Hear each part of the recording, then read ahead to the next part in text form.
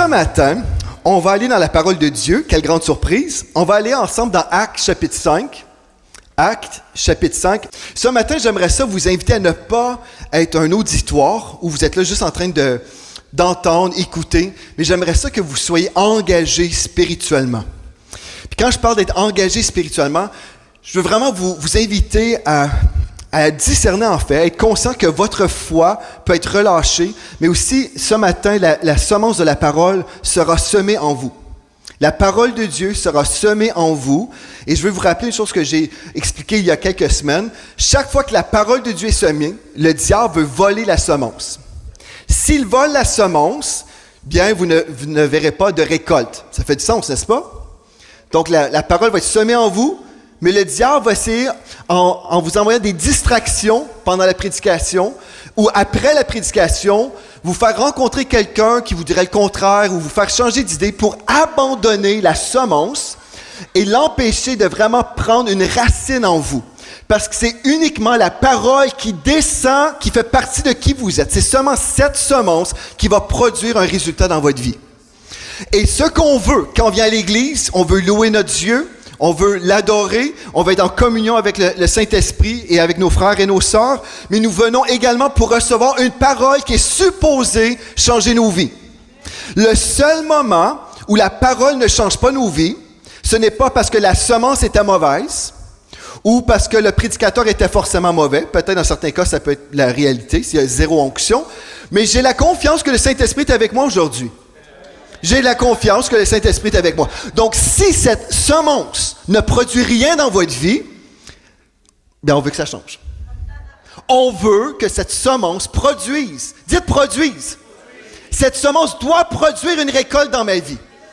Non, mais c'est vrai, là. Moi, je veux qu'on puisse vraiment voir un avant et après. Avez-vous déjà vu des revues d'amaigrissement? On voit une dame avant et une dame après. Si on voyait le avant et le avant et le avant, personne ne voudrait s'inscrire au régime. Parce qu'il y aurait zéro changement. Dieu veut qu'on voit un après. Alléluia! Un après. Avant la parole, après la parole. Je suis d'accord avec moi-même. Alléluia! Gloire à Dieu. Donc, ce qu'on va faire pendant quelques instants, je vais revoir avec vous des enseignements qu'on a vus récemment, parce qu'on a besoin de se rappeler de ces choses-là, et on va prendre notre temps. Alléluia! Vous avez mangé de la dinde pendant plusieurs repas, et j'ai la foi que vous avez suffisamment de gras pour vous soutenir pendant toute la réunion. Alléluia! Il y a 2 semaines, on a parlé des épreuves. Combien d'entre vous vous rappelez de ça? On a parlé des épreuves, et la semaine passée, on a parlé comment entendre la voix de Dieu. Une chose importante, on a voulu déraciner un mensonge qui règne dans le corps de Christ, qui nous dit que l'épreuve produit la patience. C'est un mensonge. Vous vous rappelez de ça? C'est important pour nous de faire la part des choses quand on entend des discours religieux, parce que c'est faux de croire que l'épreuve produit la patience. Pourquoi? Un instant, j'étais absent, Pasteur Joël, ce que tu dis, c'est une fausse doctrine. Ceux qui étaient présents, vous vous rappelez que c'est l'épreuve de votre foi qui va produire de la patience. Est-ce que vous vous rappelez de ça? L'épreuve de votre foi.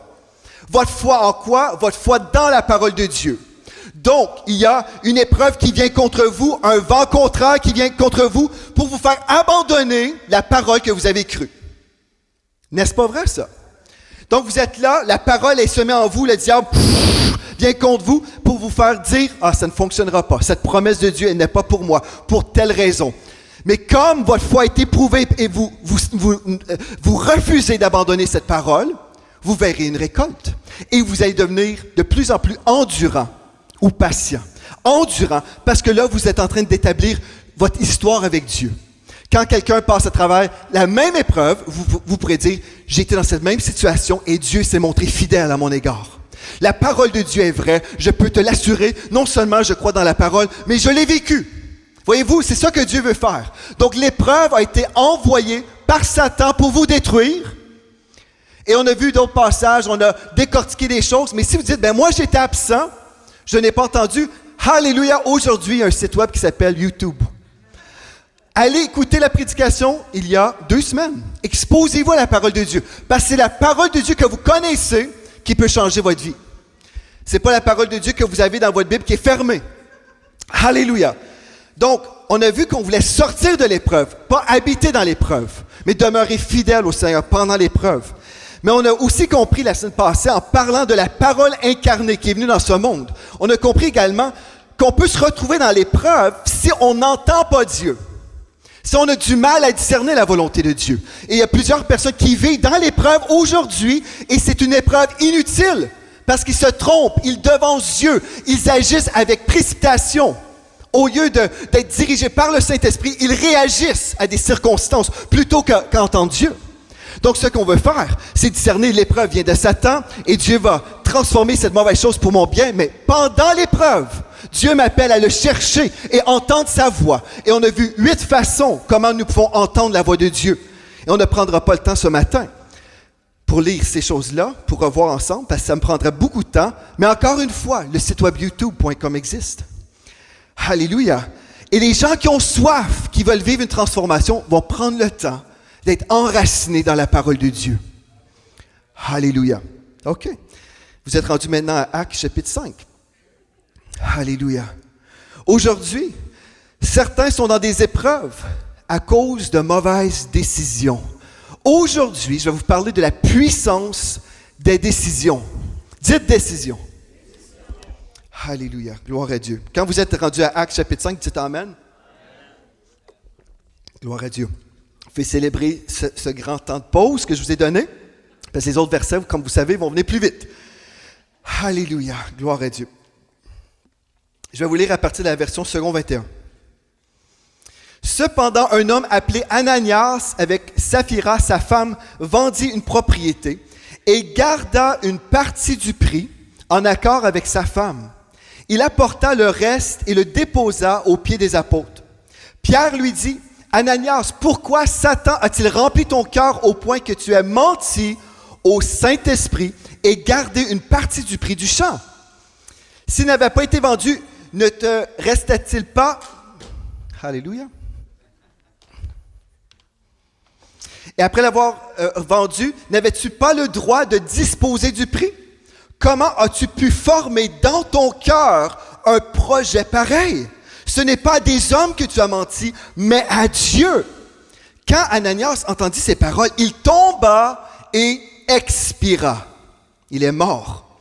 Une grande crainte s'empara de tous ceux qui la prirent. Les jeunes gens se levèrent pour envelopper le corps, puis l'emportèrent pour l'enterrer. Environ 3 heures plus tard, sa femme entra sans savoir ce qui était arrivé.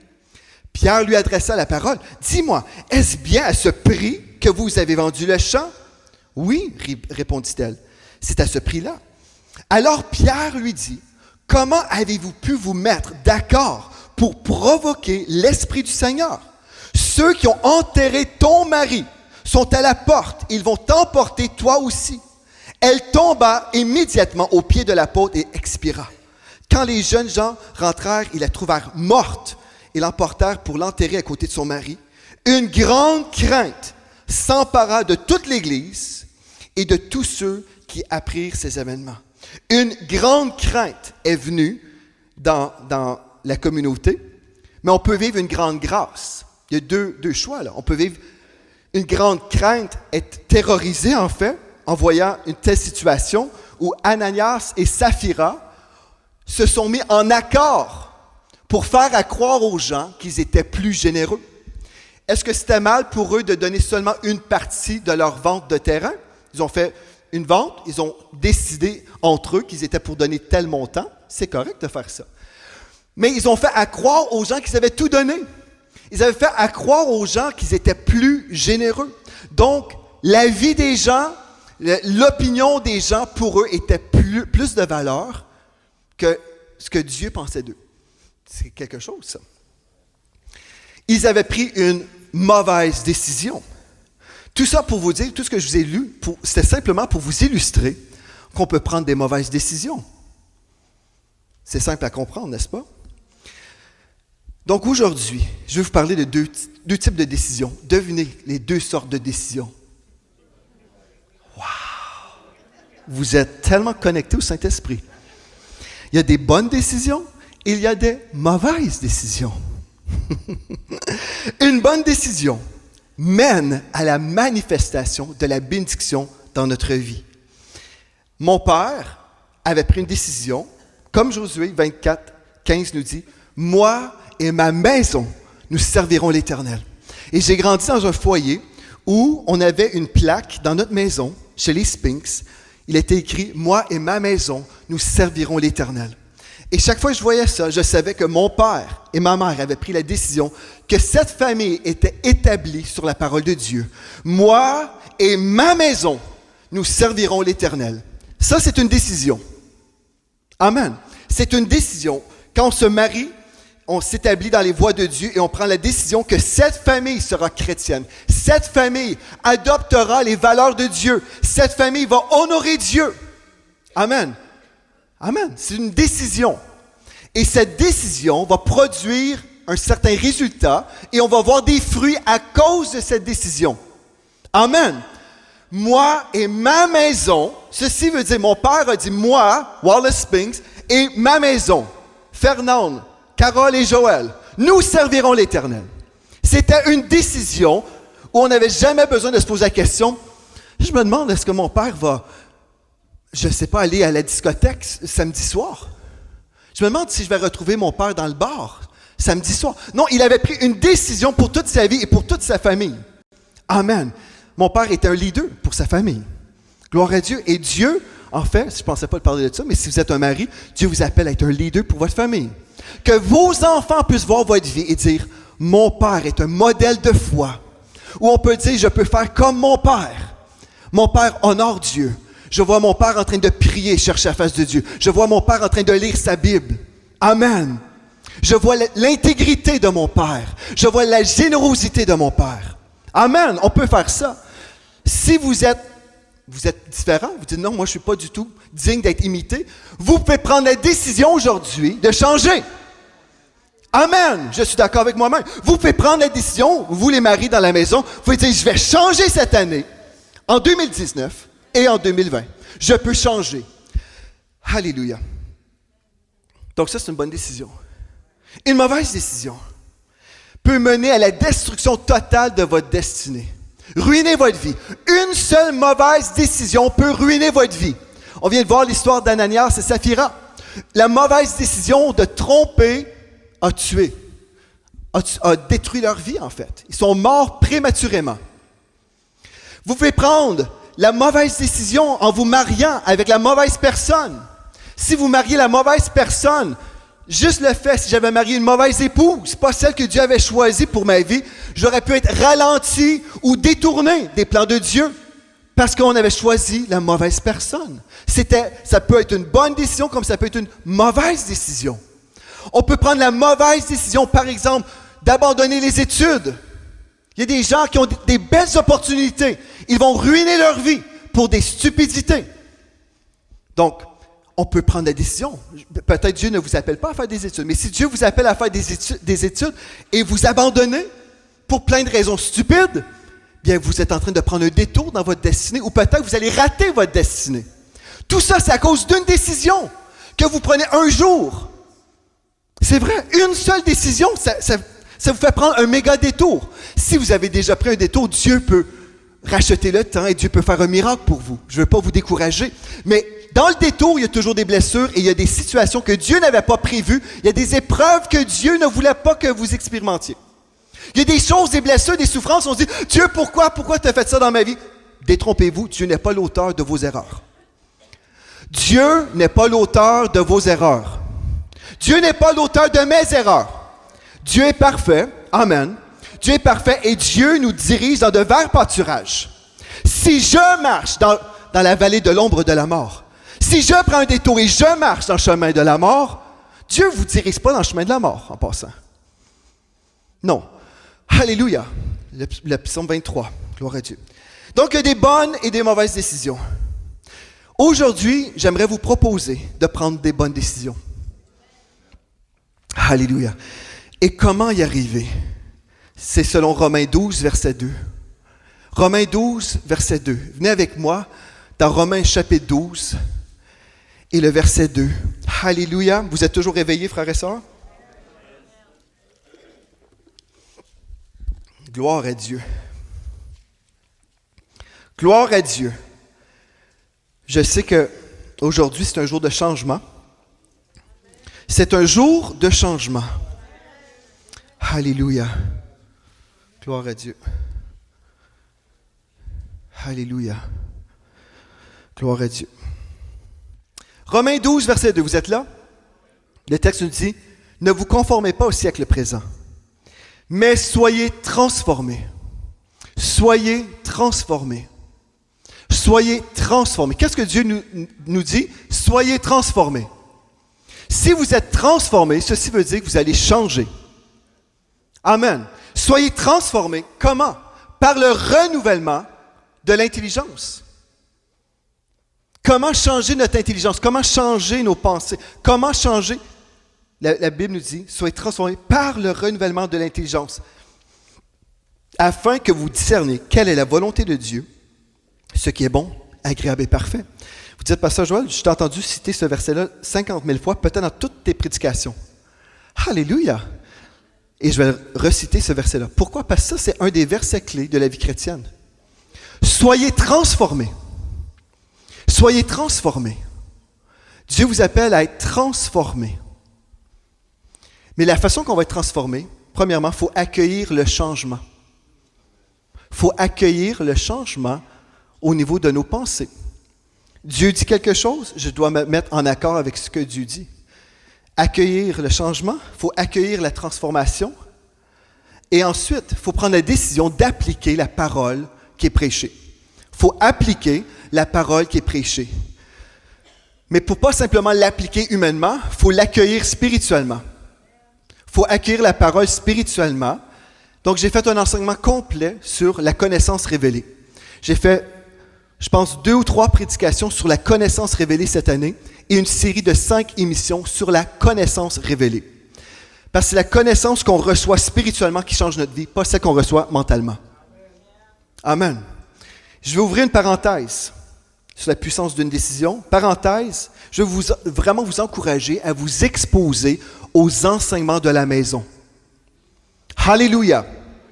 L'année passée, la dernière réunion du mois de 2018, j'ai prêché un message qui s'appelait « Devançons le 1er janvier ».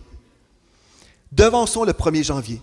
Je vous ai enseigné en fait, si vous voulez être consacré, je vous ai dit exactement comment faire. Certains d'entre vous, votre vie a changé à partir de ce jour-là, parce que je sais, vous m'avez dit que votre vie a changé. Si vous dites, je ne m'en souviens plus, parce que ça fait 1 an, je ne me souviens même plus de la prédication de la semaine passée. Mais merci Seigneur, parce qu'il y a un site web qui s'appelle comment? YouTube. Et emctv.com aussi. Devançons le 1er janvier. Il y a beaucoup de raisons pourquoi les chrétiens ne sont pas consacrés. Ce n'est pas parce qu'ils n'aiment pas Dieu, mais c'est parce qu'ils sont paresseux. Ils ne sont pas satanistes, là. Mais ils sont paresseux, ils ne savent pas comment discipliner la chair. La discipline découle de mon amour pour Dieu. OK.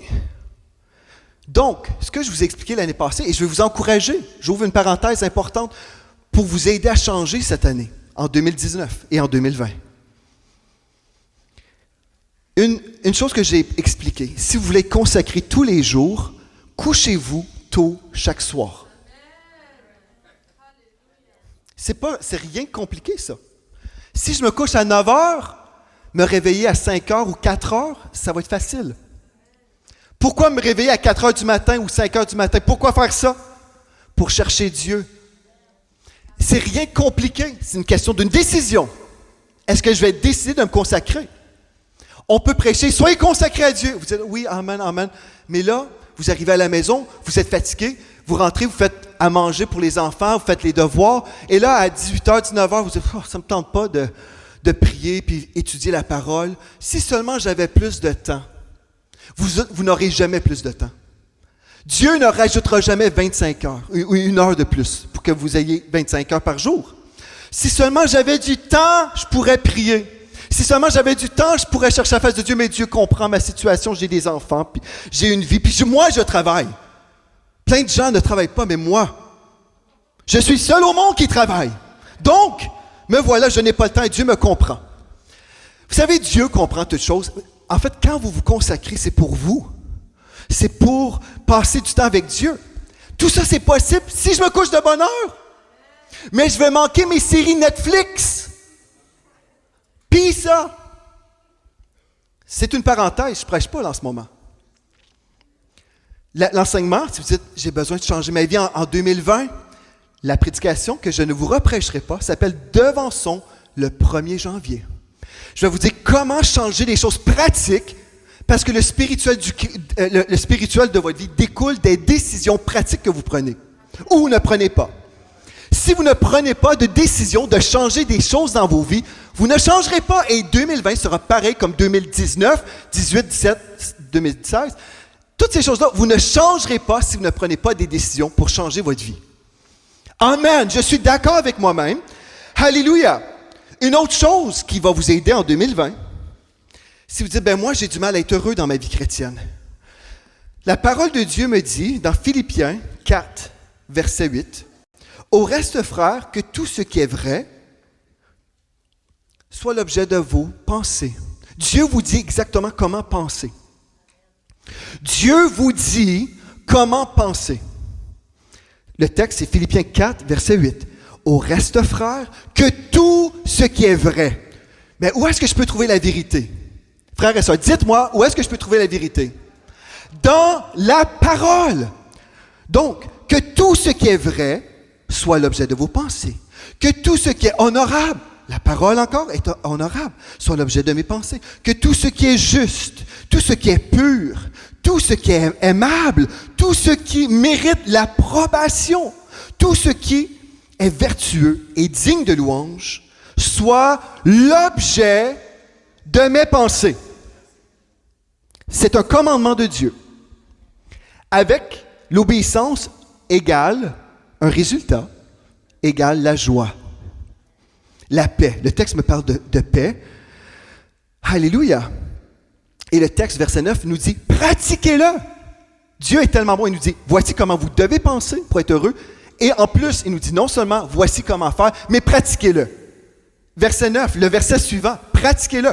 Donc les chrétiens qui entendent aujourd'hui ce message que je vous dis, mais vous pensez défaite, vous pensez échec, vous pensez Dieu m'a abandonné, Dieu ne m'aime pas, Dieu n'aime pas mes enfants s'en vont chez le diable. Vous pensez le mensonge, vous allez vivre le mensonge. Mais c'est pour ça qu'on a vu le texte qui nous dit « Soyez donc transformés par le renouvellement de votre intelligence. » C'est par la parole de Dieu que je peux être renouvelé intérieurement. Amen. Et là, je suis conscient que je suis dans une guerre spirituelle et le diable veut toujours attaquer mes pensées parce que s'il réussit à attaquer mes pensées, il peut m'attaquer dans ma marche chrétienne. Il peut vraiment m'influencer à tout abandonner parce que j'ai pensé contrairement à ce que Dieu pensait. Tout ce que je vous ai dit, tout simplement, c'est penser comme Dieu. Dieu vous dit, pensez comme je pense. Si vous dites, non, moi je n'ai pas, les pensées de Dieu ne sont pas nos pensées. Un instant, vous avez dans la Nouvelle Alliance la pensée de Christ. Alléluia, j'ai la pensée de Christ. Je suis dans le cortège triomphant de Christ. Alléluia. Il peut y avoir des situations difficiles dans votre vie, mais vous commencez à penser à comment Dieu va intervenir dans cette situation, comment Dieu va délivrer telle personne, comment Dieu va restaurer une personne, comment Dieu va guérir une personne. Vous vous accordez avec le rapport de Dieu, pas le rapport négatif que vous pouvez peut-être entretenir qui vous emmène toujours vers le bas. Ça, c'est une prédication complète. Et une série, 5 émissions, Vie de foi, changez vos pensées pour révolutionner votre vie. Des fois, vous essayez de révolutionner votre vie au mois de janvier. Je vais aller au gym tous les jours. Allez-y, alléluia. Mais si vous ne changez pas vos pensées, vous ne réussirez pas. Après 3 semaines, vous allez arrêter d'aller au gym. Je vous le prophétise. C'est des résolutions. Vous n'avez pas besoin de prendre des résolutions, vous avez besoin de vivre une révolution par révélation. Alléluia. Alléluia. Gloire à Dieu. OK, je ferme ma parenthèse. Oh non, je vais ouvrir une autre. J'ai le droit, j'écoute d'autres prédications, je vois que des pasteurs font plein d'affaires. Alléluia. OK. La raison pourquoi je vous dis, exposez-vous à ces enseignements-là, pas simplement les entendre une seule fois, mais pour que cette parole, que vous preniez une décision après l'avoir entendue. La vie, c'est une série de décisions, des bonnes et des mauvaises. Je peux prendre la décision, dire, j'ai entendu le message, mais il y a plein de choses que j'ai oubliées, que j'ai besoin de réentendre. Je peux prendre la décision, je vais réécouter l'enseignement pour que cette parole me change. La raison pour laquelle on n'a pas le temps, entre guillemets, de réécouter les enseignements, c'est parce qu'on dit, bon, on n'a pas vraiment de besoin. La réalité, c'est qu'il y a beaucoup de besoins. Beaucoup de besoins. Je peux vous dire, nous sommes témoins qu'il y a des grands besoins. Et des fois, je parlais avec ma femme, puis je disais, mais pourtant, j'ai enseigné sur toute cette chose-là, sur toute la situation, en détail. Pourquoi que la personne ne met pas en pratique ce qui est enseigné? Ah, je sais déjà. Je sais déjà, frères et sœurs. 1 Corinthiens 13, verset 11. Vous dites, après Noël, tu me donnes du brocoli, pasteur Joël? Ben oui, c'est bon pour la santé. 1 Corinthiens 13, verset 11, nous dit, « Lorsque j'étais enfant, l'apôtre Paul a dit, « Lorsque j'étais enfant, je parlais comme un enfant, je pensais comme un enfant. » Bon, je parlais comme un enfant. Ça veut dire que je disais toutes sortes de choses qui n'étaient pas justes. Je pensais comme un enfant. Je raisonnais comme un enfant. Lorsque je suis devenu un homme, lorsque je suis devenu mature, j'ai fait disparaître ce qui était de l'enfant. OK. Donc, votre régime alimentaire spirituel va vous nourrir. Spirituellement, votre régime alimentaire va vous nourrir. Mais si vous mangez du steak et vous êtes supposé de boire du lait, vous allez vomir. C'est une belle illustration après Noël, hein? Vous êtes juste au lait, mais vous vomissez parce qu'on vous a donné du steak. Et le steak a eu une réaction en vous et vous dites, ah, c'est impossible cette chose, cette promesse est trop bonne, trop grande, trop glorieuse. Et là, vous avez des influences qui vous disent, non, non, non, c'est impossible, cette promesse est trop bonne, trop grande, trop glorieuse. Et là, vous ne pouvez pas digérer parce que vous êtes toujours au stade de l'enfant. Et beaucoup de chrétiens s'imaginent être un adulte et ils sont juste enfants ou adolescents. Mais moi, je suis tellement mature, ça fait 39 ans que je suis sauvé. Peut-être que vous êtes encore un bébé naissant. Les années ne veulent rien dire. Dieu est en dehors du temps. Vous pouvez être un chrétien depuis 39 ans, 45 ans, 95 ans. OK, j'exagère peut-être. Longtemps, vous faites longtemps un chrétien depuis de nombreuses années. Ce n'est pas le temps que vous avez côtoyé l'Église qui change, c'est le temps que vous avez côtoyé Dieu. Et que sa parole vous a changé. Vous dites, mais comment je vais savoir si je suis vraiment rendu à la maturité? En fait, c'est vos leaders de groupe vie. Ils vont dire, ah, mais je te vois grandir. Vous allez entendre les gens dire, ah, tu as grandi, je te vois grandir. Là, on peut te donner un petit peu plus que du lait. On peut te donner du pablum, des céréales. On te donne des céréales et après, du steak haché. Et ensuite, un T-bone. Amen. Alléluia. Mais là, je pose une question. Qui écoutez-vous? Si vous écoutez plein de choses, vous allez peut-être être mélangé. Et c'est une décision d'écouter toutes sortes de voix aussi. Si vous le savez que vous êtes au début de votre vie chrétienne, vous avez besoin de vous enraciner dans la parole qui est prêchée dans votre maison, parce qu'il y a tellement de voix. Et si vous êtes ici, c'est parce que le Saint-Esprit vous a dirigé ici et vous êtes supposé entendre ce qui est prêché ici. Si vous entendez 10 000 prédicateurs partout à droite et à gauche, vous allez peut-être remarquer qu'il y a des différences des fois. Et savez-vous, quelqu'un dirait, ben, j'ai entendu dire telle position théologique, et bon, il me semblerait que telle position existe. Et puis il y a cette position, et cette position, et cette position qui existe. Et là, on vous pose la question, et toi, quelle position as-tu? Oh, je ne sais pas, mais je sais que les positions existent. Savez-vous que ce n'est pas la connaissance intellectuelle qui va changer votre vie? Ce n'est pas le fait de savoir que 5 explications sur l'eschatologie, sur la fin des temps, les 5 positions. Vous connaissez toutes les positions possibles, mais vous n'avez pas votre propre position. C'est la position que vous avez qui change votre vie. Parce que votre foi, par exemple, la guérison, vous savez, ben, certaines personnes disent ceci sur la guérison divine, d'autres disent cela. Quand vous êtes malade, vous avez besoin de connaître votre position. Ma position, par ces meurtrissures, j'ai été guéri il y a 2000 ans. Ça, c'est ma position. Il peut y en avoir 50 autres positions. Mais celle qui compte, c'est celle qui me concerne. Celle qui va descendre dans mon cœur, que je vais expérimenter. Beaucoup de chrétiens sont distraits par Le divertissement chrétien. Le divertissement. Ah, j'écoutais telle prédication, ça c'est bon. Ah, je sentais les frissons. Les frissons ne sont pas un signe que le Saint-Esprit est là. Alléluia. Bon, donc je ferme ma parenthèse. Est-ce que vous êtes prêts? On va maintenant aller dans la prédication. Écoutez-vous, parce qu'on est en train de parler de prendre les bonnes décisions. Vos oreilles peuvent être des poubelles, mais elles ne sont pas des poubelles. Entendez la parole, la pure parole de Dieu, et enracinez-vous dans votre maison spirituelle pour recevoir la parole qui va faire un changement dans votre vie. J'aimerais vous dire, avant d'écouter 50 000 prédicateurs, si vous ne savez pas ce que vous croyez vous-même, ici, par exemple, j'ai prêché sur les épreuves, il y a 2 semaines sur les épreuves. Si vous êtes encore un petit peu mélangé là-dessus, ben des fois, peut-être Dieu envoie un cancer de temps en temps. Là, les voies de Dieu sont insondables, n'est-ce pas? Il y a des gens qui vont dire ça. Si vous êtes encore comme ça, un peu mélangé, ne passez pas du temps à écouter plein de prédications sur les épreuves. Réécoutez l'enseignement. Prenez un stylo. Écrivez les versets. Méditez sur les versets. Lisez les versets dans leur contexte. Et vous allez voir, la parole, c'est pas ainsi par Joel Spinks, c'est ainsi par la parole de Dieu. Le texte me dit que les épreuves viennent lorsque la semence est semée et le diable vient. C'est à ce moment-là que les épreuves viennent. C'est ça que c'est écrit dans le texte.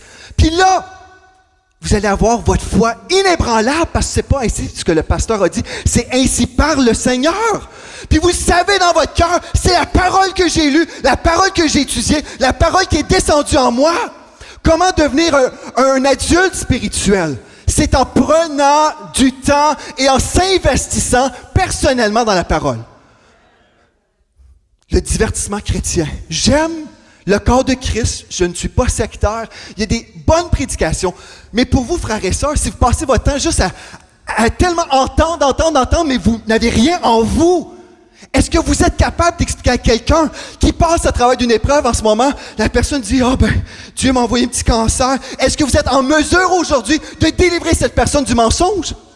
Si vous dites « Ben, j'ai pas vraiment les versets », c'est la preuve que vous avez besoin de réécouter le message.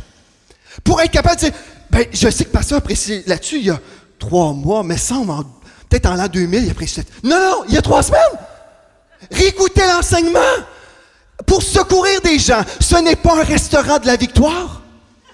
Ce n'est pas le restaurant de la victoire. Nous ne sommes pas là en train de vous servir un repas à manger. Nous sommes là pour vous nourrir spirituellement, mais pour que votre vie change.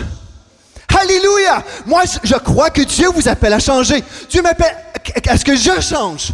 Mais je dois prendre la décision que je ne suis pas un consommateur d'église. J'ai aimé ce que le pasteur Daniel a chanté aujourd'hui. Il a dit, on n'est pas là pour consommer. Hein? Je pense que tu as dit ça. C'était inspiré du Saint-Esprit. On n'est pas là pour consommer. Les consommateurs d'église. Ben, je vais aller à l'école, je vais aller à telle église parce que j'aime l'école du dimanche. Oh, on veut avoir une bonne école du dimanche, c'est très bien. C'est bon d'avoir des bons plans, des bons projets, des bons départements, c'est bon. Mais on va à l'église parce qu'on aime le Seigneur, puis on a une révérence pour son nom, et on aime sa parole, puis on veut changer. Savez-vous ce que j'ai remarqué? Je me souviens quand le prophète Jérémie avait fait une conférence dans un salon ésotérique. Tu te rappelles de ça? Et puis, il y avait, en tout cas, peut-être une trentaine de personnes qui étaient venues à son séminaire. Je ne me souviens plus le nom que tu avais donné, mais c'était quelque chose dans un milieu nouvel âge, ésotérique. Moi, j'étais dans le fin fond de la salle. Je n'étais pas du tout un client ésotérique, là. Mais j'étais là pour intercéder puis prier dans le fond de la salle. Et j'ai remarqué une chose. Les gens non chrétiens avaient une soif spirituelle que je ne retrouvais pas parfois dans l'Église. Une soif spirituelle. Le prophète Jérémie parlait, les gens comme intéressés. Parce qu'ils veulent changer. Ils veulent entendre une vérité qu'ils cherchent. Ce n'étaient pas des gens dans une routine. Je me déplace parce que c'est ma routine du dimanche, de ma semaine. C'était une soif spirituelle. La soif spirituelle va vous mener dans une quête pour la vérité de la parole de Dieu. Et c'est cette vérité que vous allez découvrir qui va changer votre vie. S'il n'y a pas de changement dans votre vie, vous avez besoin de vivre un changement dans vos décisions. Alléluia. Imaginez si chacune des prédications qui sont prêchées ici, là, après, vous êtes capable de reprêcher le même message à quelqu'un d'autre. Quelqu'un qui est dans l'épreuve, comme j'ai prêché, là. les gens dans l'épreuve, vous allez leur dire, mon frère, c'est faux là, que Dieu t'a envoyé un cancer pour t'enseigner. Et puis là, ce chrétien-là, j'ai déjà parlé avec des gens, c'était spécial quand même. Je me souviens, je parlais une fois, je me souviens plus dans quel contexte, dans une réunion, oui, je m'en souviens. J'étais ici au Québec, je prêchais dans une grande église au Québec. Et puis il y avait une dame malade qui me disait, pouvez-vous prier pour moi, pour telle guérison? Et j'étais là, je disais, oui, on va prier pour vous, mais juste avant. J'ai dit, est-ce que vous croyez que Dieu peut vous guérir? Il dit, oui. Croyez-vous que Dieu veut? Ah, ça, je ne sais pas, par exemple. Je dis, OK. Peut-être Dieu veut que je sois malade. Donc, il faut déraciner tout ça et dire, écoute, non, voici la parole. Mais là, on arrive, il y a des gens que vous voulez aider, mais ils ne croient pas la parole de Dieu. Vous avez besoin de savoir ce que la Bible dit pour libérer les captifs. Vous avez besoin de connaître vous-même la vérité, pas juste pour vous-même, pour « Ah, moi, je suis guéri ». Non, pour libérer des gens. Savez-vous pourquoi on n'est pas vraiment intéressé vers les gens, vers l'extérieur? C'est parce qu'on ne se laisse même pas transformer nous-mêmes. Notre vie, c'est du n'importe quoi. Il y a eu zéro changement. Donc, qui suis-je pour dire à quelqu'un que tu peux être délivré, tu peux changer, quand j'arrive pas à fermer Netflix?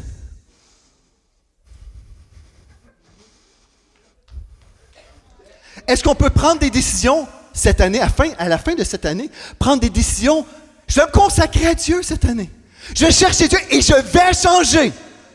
Je vais changer. La Bible nous dit, soyez donc transformés par le renouvellement de l'intelligence. OK, gloire à Dieu, vous êtes toujours avec moi? J'aimerais vous dire que le changement est possible. C'est vraiment possible, frères et sœurs. Si les gens qui ne sont pas nés de nouveau peuvent faire des changements dans leur vie, imaginez-vous avec le Saint-Esprit. Vraiment, là, frères et sœurs, Dieu peut nous changer. Donc, pour changer, on a besoin d'identifier qui nous sommes. On a besoin d'être honnête envers nous-mêmes.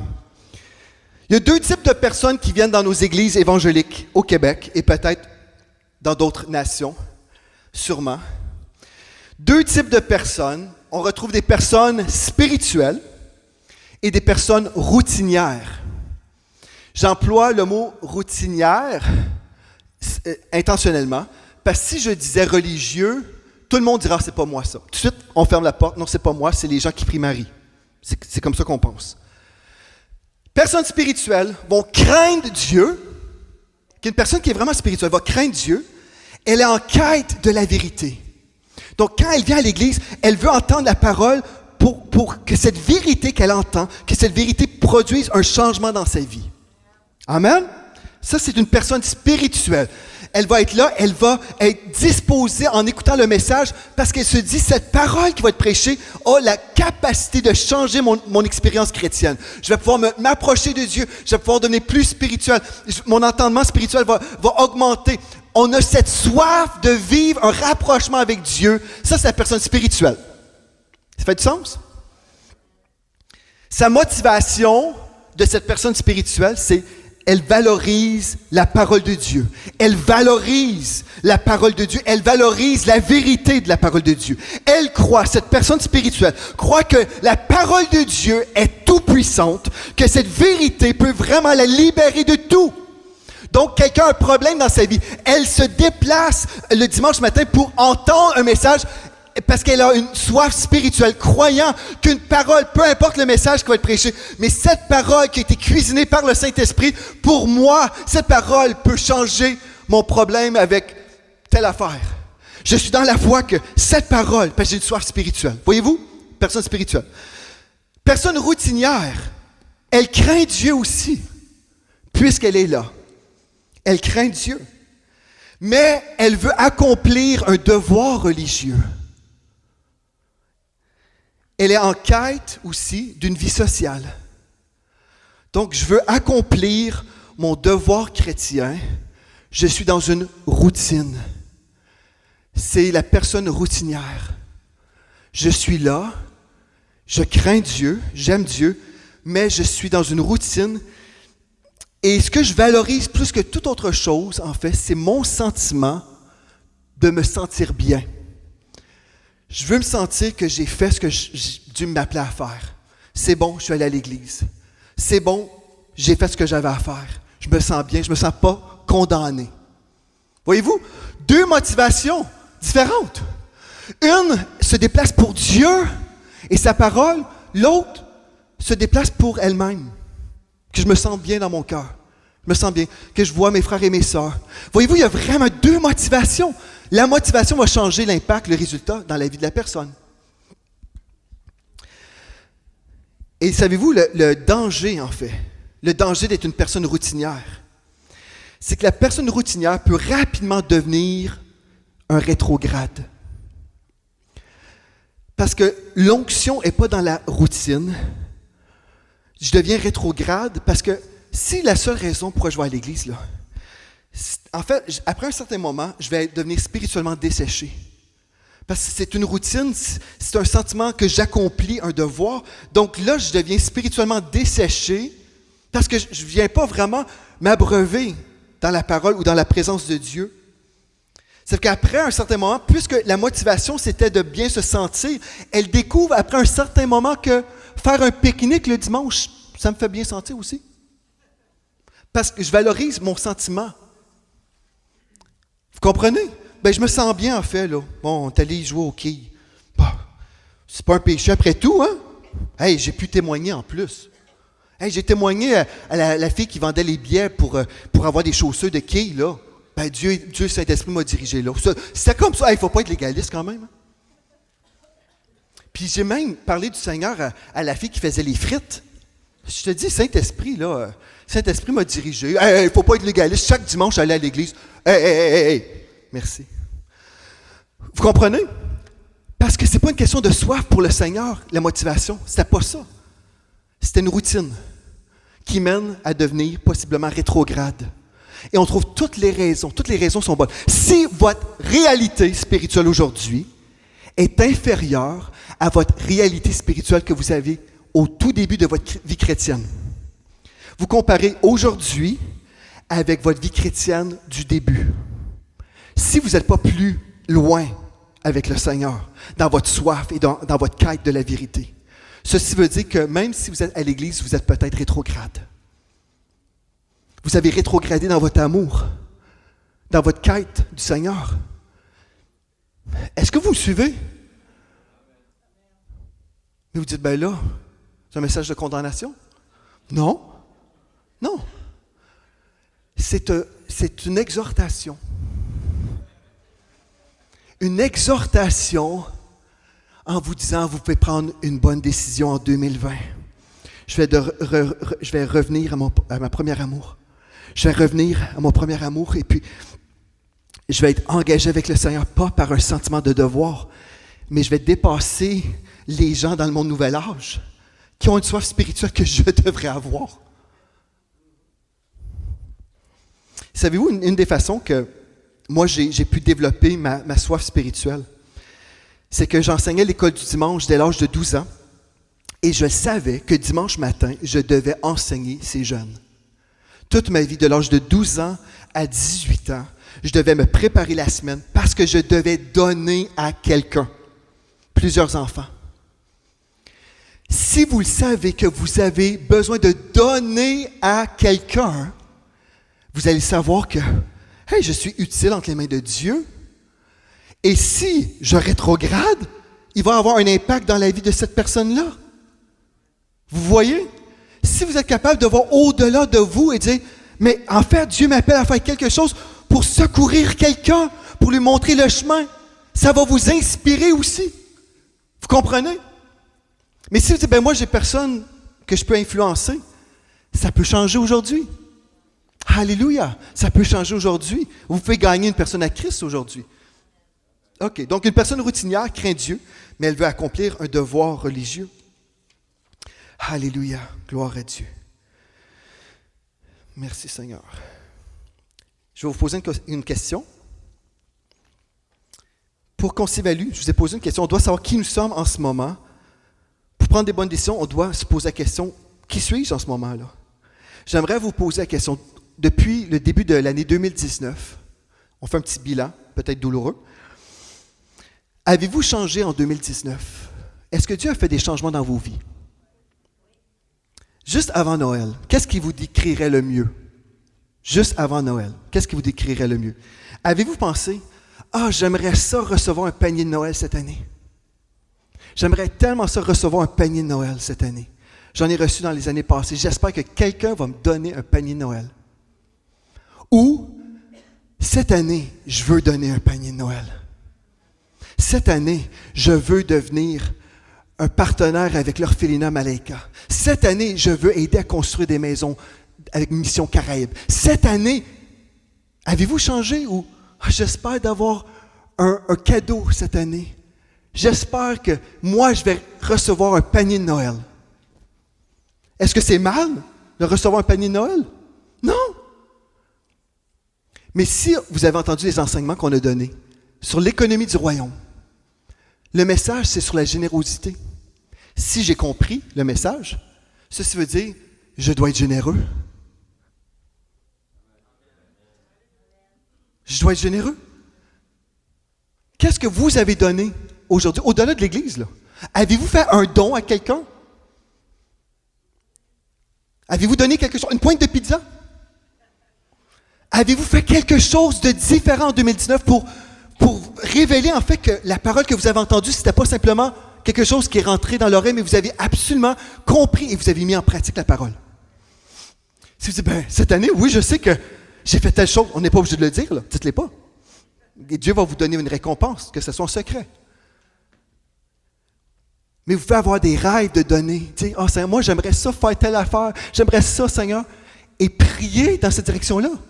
Le vrai message de la bénédiction, c'est d'être généreux. Le vrai message, c'est, Seigneur, je veux être une source de bénédiction, je veux bénir quelqu'un. J'ai aimé comment Pasteur Gwen a prêché les dîmes et les offrandes ce matin. C'est tellement ça. Seigneur, comment est-ce que je peux bénir cette année? Comment est-ce que je peux secourir quelqu'un de plus? Je me souviens, mon pasteur en Alberta, il disait chaque année, je veux dépasser mes dons de l'année précédente. Je veux dépasser, je veux voir la gloire de Dieu dans mes finances parce que je veux secourir de plus de personnes. Vous comprenez? Alléluia. OK. Bon, je vais vous donner 4 étapes pour vivre la transformation dans vos vies. Il faut entendre et recevoir la parole. Il faut l'entendre, premièrement. Donc, vous l'entendez à ce moment, n'est-ce pas? Vous entendez quelque chose sortir de ma bouche? Mais là, ensuite, il faut la recevoir. Je l'entends, puis là, je la reçois. Comment la recevoir? Savez-vous une des choses qu'on va faire après cette réunion, après la prédication? On va sceller la parole dans notre cœur en priant ensemble. Amen. Parce que le diable rôde, il veut toujours voler la parole. Mais si vous dites, non, cette année-là, la semence que je vais prendre des décisions selon le cœur de Dieu. Alléluia, je ne vais rien prendre comme décision, des décisions charnelles, mais mes décisions seront inspirées par le Saint-Esprit. Alléluia. Donc, je vais entendre et recevoir la parole. Je vais accueillir aussi le processus du changement dans ma vie. Il y a un processus entre la réception de la parole, mais aussi il y a un processus. Dieu va travailler des choses dans votre vie pour vous emmener à voir des changements. Quelqu'un va à un gym, s'inscrit à la salle de sport, fait 1 fois, 2 fois, ça n'a rien donné.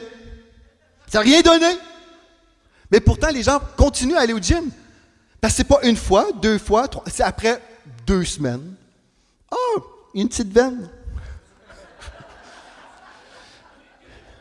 Et on continue 4 semaines. Il y a quelque chose, un petit peu de gras qui bougeait, le gras bouge moins là. C'est un processus. Mais on arrête tout de suite. Hey, j'ai fait un seul don à une personne, je n'ai rien vu, c'était une fausse doctrine. Faut vivre la vie chrétienne, un processus. Donc j'entends, je reçois la parole, et là je la mets en pratique. Il y a un processus. Et là je me réjouis des progrès spirituels, peu importe le progrès. Je me réjouis, alléluia, pour cette petite percée. Et finalement, je vais posséder pleinement la promesse. Gloire à Dieu. Est-ce que vous êtes toujours réveillés? Alléluia. Gloire à Dieu. Dites, je suis réveillé. J'ai le goût que tu prêches encore longtemps. Merci de l'avoir dit. suis en train de vous donner des choses qui peuvent vraiment changer vos vies, frères et sœurs. C'est des choses simples, mais ça peut vous encourager vraiment à vivre des changements. Que 2020 ne sera pas comme 2019. Que vraiment vous allez faire des changements. Je vais vous donner, en terminant, 3 choses aujourd'hui que vous devez reconnaître qui vont résister le changement dans votre vie. Vous prenez des bonnes décisions pour vivre des bons changements. Vous me suivez? On prend des bonnes décisions pour vivre des bons changements. Amen. Mais là, on doit être conscient qu'il va y avoir une résistance à ces changements-là. Vous allez toujours opposer. Est-ce que vous me suivez? OK. Proverbe 23:7 me dit que l'homme est comme les pensées de son âme. Donc, si je change ma vie, je peux changer ma vie par mes pensées. En changeant, comment est-ce que je peux changer mes pensées? C'est en changeant mes pensées selon mes influences. La meilleure influence, c'est la parole de Dieu. Si je pense humainement, charnellement, bien, ces choses charnelles, les pensées du péché doivent être transformées. Amen? Donc, le bagage humain, charnel, de péché, et là, on invite la vérité de la parole de Dieu dans nos pensées. Amen? Et c'est la vérité qui nous influence dans notre vie. Est-ce que ça fait du sens, ça? La vérité de la parole de Dieu nous influence. Parce que la foi vient de ce qu'on entend, et ce qu'on entend vient de la parole de Dieu. Mais le doute vient aussi par ce qu'on entend. Le doute vient aussi par ce qu'on entend. Parce que le doute, en fait, c'est la perversion de la foi. La foi peut déplacer des montagnes, mais le doute attire la montagne pour qu'elle tombe sur votre tête. Donc, la foi vient de ce qu'on entend, le doute vient de ce qu'on entend. Vous avez entendu une promesse de Dieu pour votre vie. Aussitôt, vous rencontrez quelqu'un au restaurant. Vous allez dans un restaurant, c'est un buffet. Vous rencontrez un chrétien. Alléluia. Préparez-vous.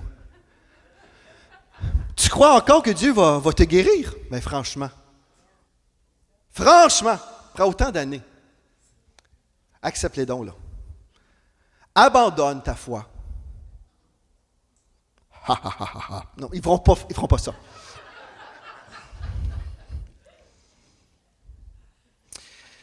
Donc, frères et sœurs, 3 sources de résistance qui vont venir contre vous, c'est votre passivité et accepter le statu quo. Si vos influences ne changent pas, croyez-vous vraiment pouvoir changer? Savez-vous que votre résistance peut venir soit par des amis, même votre famille, vivante ou pas, par les bagages, le bagage spirituel qu'on vous a légué. Un bagage d'incrédulité, que Dieu ne pouvait pas, que Dieu ne le ferait pas pour toi, parce que toi, tu fais partie d'une famille, et dans notre famille, on ne vit pas ces choses. Dans notre famille, c'est comme ça, et c'est comme ça va demeurer. Vous croyez ça? Bien là, vous êtes dans le statu quo. Il y aura 0 changement dans votre vie, parce que vous avez cru autre chose que la parole de Dieu. Donc ça, c'est de la résistance, là. Est-ce que c'est important de parler de la résistance? Oui, parce que la parole est semée en nous, mais là, il faut être conscient que la parole de Dieu est contraire à la parole des hommes. Si l'homme vous dit la vérité, c'est parce qu'il est inspiré par Dieu et sa parole est en accord avec cette parole. Toujours. Mais un homme peut dire toujours le contraire et puis il peut être plus éloquent que vous. Quelqu'un peut être vraiment éloquent et vous dire des mensonges. Et vous faire croire et vous intimider même, vous faire sentir que vous êtes stupide de croire une promesse de Dieu. Mais tu crois encore ça? Mais tu savais pour telle raison théologique, blablabla. Finalement, abandonne. La personne est comme, c'est vrai, moi je n'ai pas fait 10 ans d'institut biblique, donc il devrait sûrement avoir raison. Et là, vous abandonnez la parole. Ça, c'est la passivité, le statu quo. Une deuxième chose qui peut vraiment venir contre vous, c'est votre entourage. Jean 16, verset 2 nous dit, « L'heure vient où tous ceux qui vous mettront à mort s'imagineront rendre un culte à Dieu. » On peut vous tuer, oui, physiquement, mais aussi avec des paroles. Et on s'imagine rendre un culte à Dieu. Ce que je suis en train de dire vers la fin de cette prédication, si vous restez jusqu'à la fin, mentalement, là, vous restez avec moi, ça peut changer votre vie. J'aimerais vous le dire. Votre Big Mac, là, il va être disponible même dans 10 minutes. Il y a des gens qui pensent rendre un culte à Dieu, frères et sœurs, il y a des gens qui pensent rendre un culte à Dieu en vous volant la parole de Dieu. Ils sont convaincus de leur affaire. Ils sont convaincus. Ils vont dire, par exemple, moi je ne crois pas ça. Ben franchement, je ne crois pas. C'est la voix de l'incrédulité. Moi, je ne crois pas ça. Je crois. Attendez, faites attention, frères et sœurs. Peu importe la promesse de Dieu que la personne vous invite à abandonner, arrêtez-la et dites, OK, si tu ne crois pas ça, dis-moi, toi, ce que tu crois. Les gens sont très bons à vous dire ce qu'ils ne croient pas. Et on dénigre ce que nous ne croyons pas. Je ne crois pas ça pour blablabla. Un instant parfait, tu ne crois pas dans telle promesse. Maintenant, je veux que tu me dises ce que tu crois. Dis-moi pas ce que tu crois pas. Dis-moi ce que tu crois. Ben, je crois... là, vous avez les versets qui arrivent dans votre tête. Bing, bing, bing, bing, bing, bing, bing. Vous les avez appris parce que vous avez pris le temps sur YouTube. Vous les entendez, les versets dans votre tête. Vous savez, Cette personne n'est pas inspirée par le Saint-Esprit. Elle est influencée par un esprit religieux. Et un esprit religieux est là pour vous voler la parole. C'est vrai. S'il n'y a pas de changement dans les églises, c'est parce que la parole qui est la vérité, qui est pure, incorruptible, elle a été déracinée et volée. La personne a entendu la vérité, mais elle ne l'a pas reçue dans son cœur. Sauf que là, ne parlez pas avec les gens qui veulent vous dire ce qu'ils ne croient pas. Dites-leur, je veux entendre ce que tu crois. Et vous allez discerner s'il y a de la foi sur ce qu'ils croient. C'est un conseil qui est merveilleux, n'est-ce pas? Ça ne coûte rien. Je vous donne un conseil gratuit. Je vais le redire ici. Demandez aux gens ce qu'ils croient. Pas ce qu'ils ne croient pas. Tout le monde peut dire, je ne crois pas là-dedans, je ne crois pas là-dedans. Ressentez-vous l'onction sur, je ne crois pas là-dedans.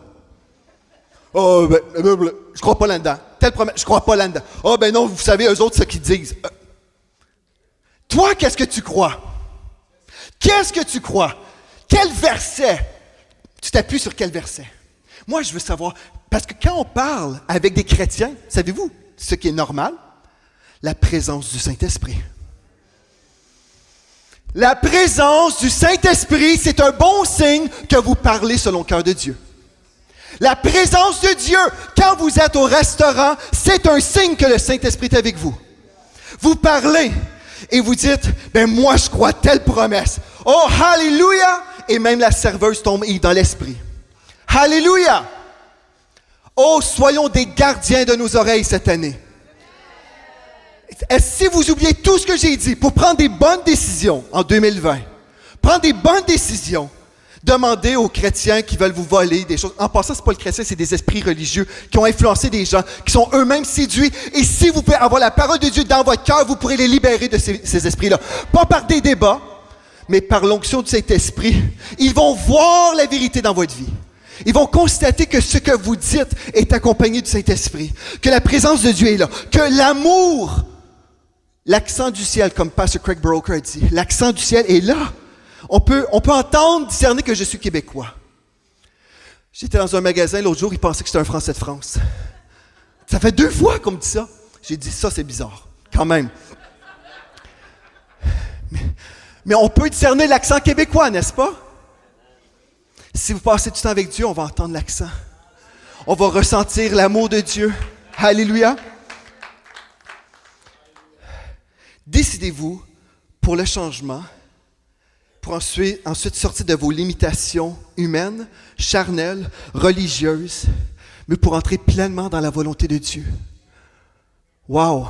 Imaginez, si chaque personne ici, on va tous faire comme le psalmiste, déposer cette parole dans notre cœur afin de ne pas pécher contre cette parole, mais de la prendre au sérieux et de la valoriser. Imaginez si en 2020, vous valorisez la parole plus que toutes les autres années. Imaginez, en 2020, je vais valoriser la vérité de la parole de Dieu. Et ma soif pour la présence de Dieu va augmenter en 2020. J'entends des messages, mais je suis sérieux. Je ne veux pas être un auditeur oublieux, mais je veux que cette semence de la parole descende en moi.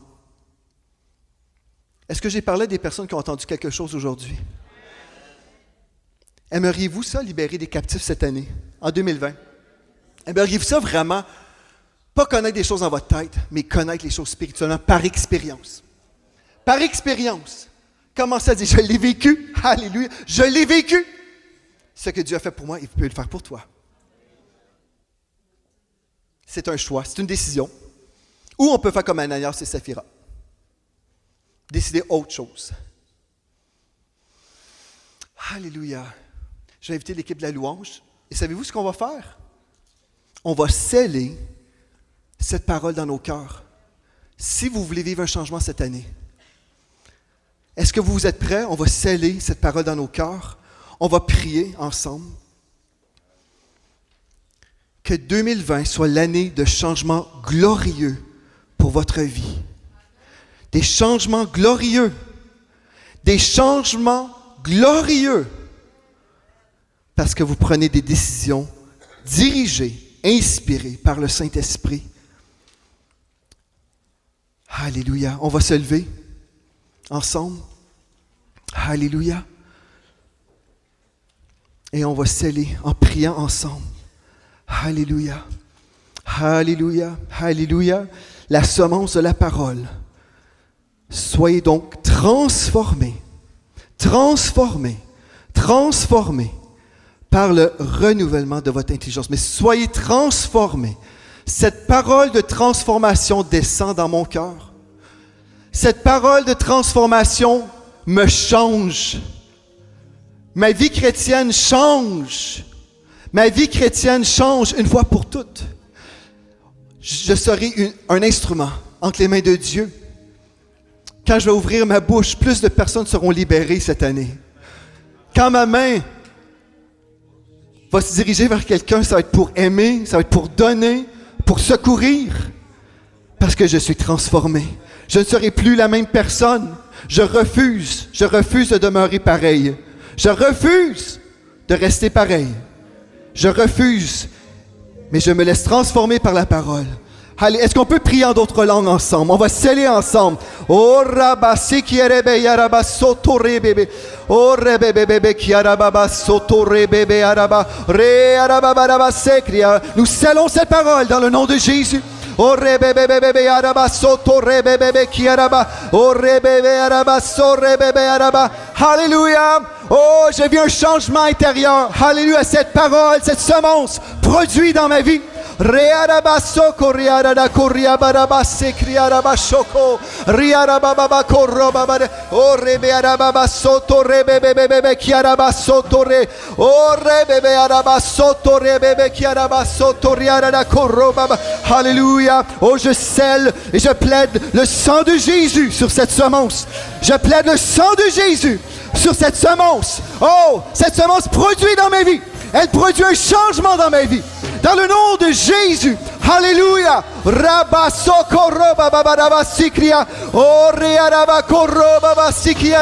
Oh, tu me transformes, Seigneur Dieu. Le Saint-Esprit me transforme. Le Saint-Esprit me transforme. Change ma façon de penser. Change ma façon d'agir. Change mes priorités. Alléluia. Oh, riarabasoto riarada. Riarabasoto riarabaku riarada.